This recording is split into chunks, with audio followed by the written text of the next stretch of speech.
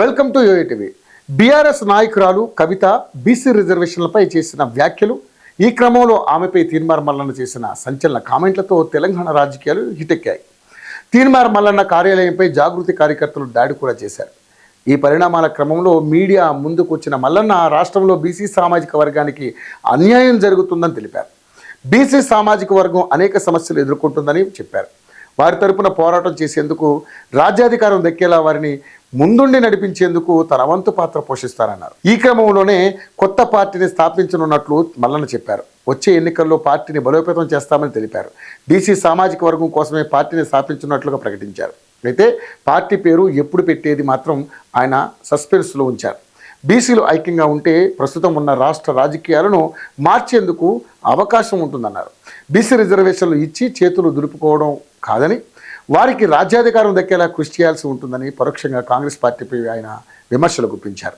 ఇదిలా ఉంటే గత 2023 ఎన్నికలకు ముందు కూడా తీన్మార్ మల్లన్న ఇలానే వ్యాఖ్యలు చేశారు. రాష్ట్రంలో కొత్త పార్టీ పెడుతున్నట్లుగా ప్రకటించారు. ఈ క్రమంలో తెలంగాణ నిర్మాణ పార్టీని ఆయన ప్రకటించారు. దీనిలో యువతకు, ముఖ్యంగా బీసీ ఎస్సీలకు ప్రాధాన్యం ఉంటుందన్నారు. విద్యార్థులను సమీక్షం చేసి రాజకీయాలకు తీసుకురానున్నట్లుగా తెలిపారు.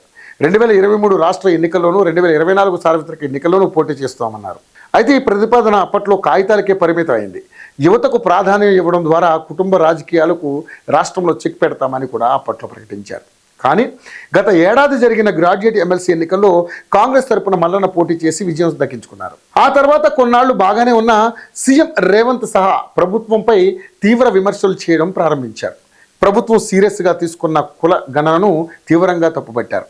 దీనిని రెడ్డి సామాజిక వర్గం కోసమే చేపట్టారంటూ వ్యాఖ్యలు చేశారు. ఇది పార్టీలోనే కాదు, ప్రభుత్వంలోనూ ఆగ్రహం కలిగించింది. దీంతో మల్లన్న చర్యలను తప్పుబడుతూ సీనియర్లు ఆయనపై పార్టీకి ఫిర్యాదు చేశారు. దీంతో అప్పటి నుంచి మల్లన్నను పార్టీకి దూరంగా ఉంచారు. ఆ తర్వాత ఓ కార్యక్రమంలో సీఎం రేవంత్తో కనిపించినా పెద్దగా ఎవరూ పట్టించుకోలేదు. దీనిపై కాంగ్రెస్ నాయకులు ఏ విధంగా స్పందిస్తారో చూడాలి.